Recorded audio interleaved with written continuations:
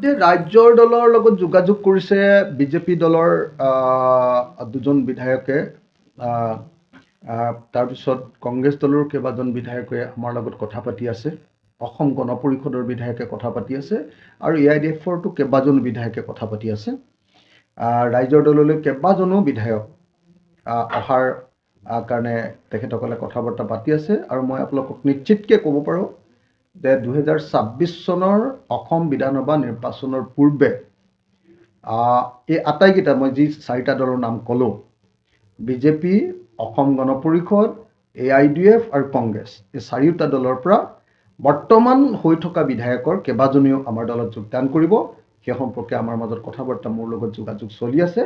অচিৰেই এইটো নহ'ব, এইকাৰণে যে ইলেকশ্যনৰ 6 মাহৰ আগতহে এইটো কৰাটো সম্ভৱ, নহ'লে আকৌ উপ নিৰ্বাচনৰ সন্মুখীন হ'ব লাগে।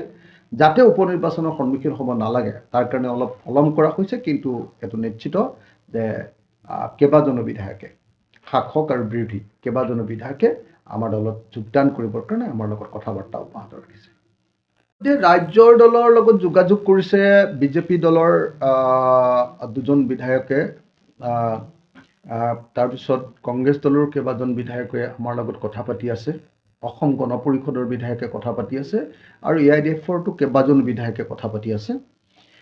ৰাজ্যৰ দললৈ কেইবাজনো বিধায়ক অহাৰ কাৰণে তেখেতসকলে কথা বাৰ্তা পাতি আছে আৰু মই আপোনালোকক নিশ্চিতকৈ ক'ব পাৰোঁ যে 2026 চনৰ অসম বিধানসভা নিৰ্বাচনৰ পূৰ্বে এই আটাইকেইটা মই যি চাৰিটা দলৰ নাম ক'লোঁ, বিজেপি, অসম গণ পৰিষদ, AIDF আৰু কংগ্ৰেছ, এই চাৰিওটা দলৰ পৰা বৰ্তমান হৈ থকা বিধায়কৰ কেইবাজনেও আমাৰ দলত যোগদান কৰিব।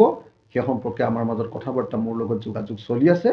অচিৰেই এইটো নহ'ব, এইকাৰণে যে ইলেকশ্যনৰ 6 মাহৰ আগতহে এইটো কৰাটো সম্ভৱ, নহ'লে আকৌ উপ নিৰ্বাচনৰ সন্মুখীন হ'ব লাগে।